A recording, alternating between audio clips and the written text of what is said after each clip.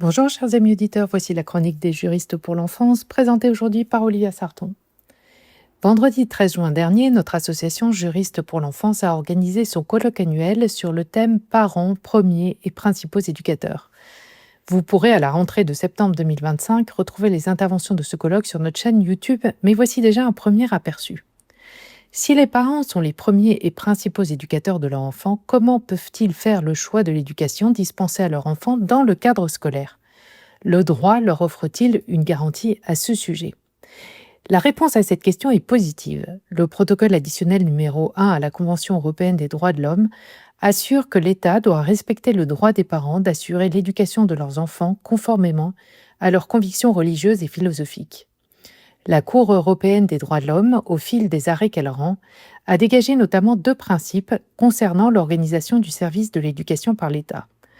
Le premier principe est que l'État doit organiser et financer un enseignement public, ce qui garantit l'instruction de tous les enfants.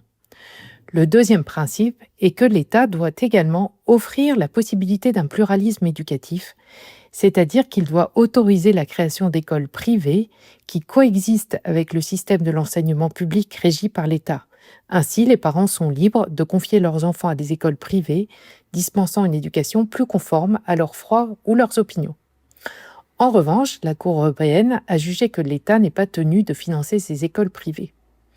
En France, le principe de la liberté de l'enseignement a été reconnu par le Conseil constitutionnel comme l'un des principes fondamentaux reconnus par les lois de la République, réaffirmés par le préambule de la Constitution de 1946 et auquel la Constitution de 1958 a conféré valeur constitutionnelle.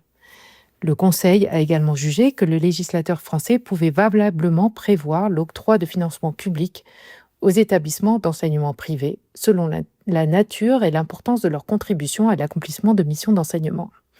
Ainsi, ce principe constitutionnel de la liberté de l'enseignement garantit en France l'existence d'une alternative à l'enseignement public.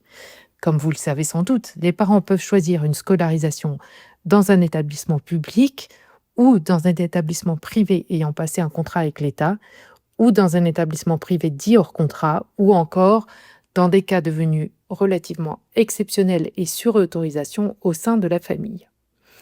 Dans les établissements privés ayant passé un contrat avec l'État, c'est celui-ci qui fixe le contenu de l'enseignement qui doit être dispensé selon les règles et programmes de l'enseignement public, alors que dans les établissements privés hors contrat, ou alors dans le cadre de l'instruction dispensée en famille, les programmes fixés par le ministère de l'Éducation nationale ne sont pas obligatoires. L'enseignement doit simplement, si je peux m'exprimer ainsi, permettre l'acquisition par l'élève du socle commun de connaissances, compétences et culture, socle commun qui est défini dans le Code de l'éducation.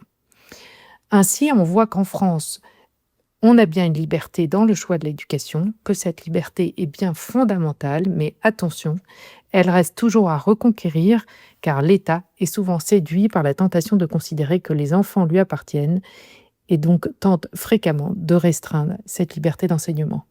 À la semaine prochaine!